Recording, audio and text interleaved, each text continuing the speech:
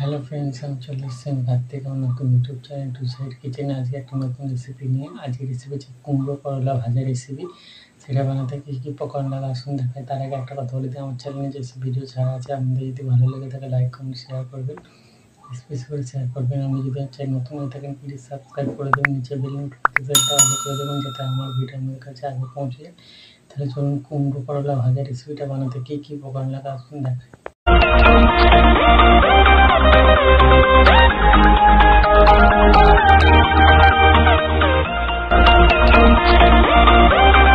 তাহলে করলা কুমড়ো ভাজা রেসিপিটা বানাতে কী কী উপকরণ লাগে দেখিয়ে দেবো। তার আগে একটা কথা বলে দিই, ভিডিওটা প্রথম থেকে শেষ অবধি দেখার অনুরোধ রইল। তাহলে চলুন রেসিপিটা শুরু করি। এখানে আমি ডুমো ডুমো করে কিছুটা কুমড়ো কেটে নিয়েছি আর দুটো বড় সাইজ করলাকে ডুমো ডুমো করে কেটে নিয়েছি। তাহলে চলুন রেসিপিটা শুরু করি। গ্যাসটা জেলে কড়াটা বসিয়ে দিয়েছি, কড়াটা গরম হয়ে গেছে, কড়াই তেল দিয়ে দেবো। দিয়ে দেবো করলাটা তেলের ওপরে। করলা দিয়ে দিচ্ছি, নুন দিয়ে দেবো, হলুদ দিয়ে দেবো, ভালো করে ভেজে নেবো করলাটাকে। আগে করলাটা হালকা ভাজা হয়ে গেছে, তুলে নেবো। করলাটা ভেজে তুলে নিয়েছিলাম, এবার আমি এর মধ্যে দিয়ে দেবো কুমড়োটা।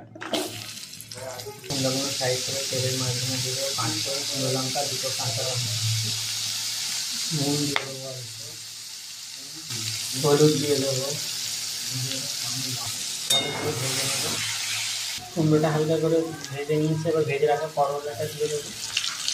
করলা কুমড়ো একসাথে ভালো করে ভেজে নেবো। করলা কুমড়ো ভাজা রেসিপিটা হয়ে গেছে, এটা নামিয়ে নেবো। দেখুন আমার কুমড়ো করলা ভাজা রেসিপিটা হয়ে গেছে। এই রেসিপিটা যদি আপনাদের ভালো লেগে থাকে লাইক কমেন্ট শেয়ার করবেন, বেশি বেশি করে শেয়ার করবেন, আর প্লিজ সাবস্ক্রাইব করে আমাদের পাশে থাকবে। চলুন তাহলে দেখা যাচ্ছে নেক্সট ভিডিওতে। এর মধ্যে নতুন ভিডিও পাওয়ার জন্য আমাদের চ্যানেলটিকে অবশ্যই সাবস্ক্রাইব করবেন, আমাদের পাশে থাকবেন। চলুন তাহলে দেখা যাচ্ছে নেক্সট ভিডিওতে।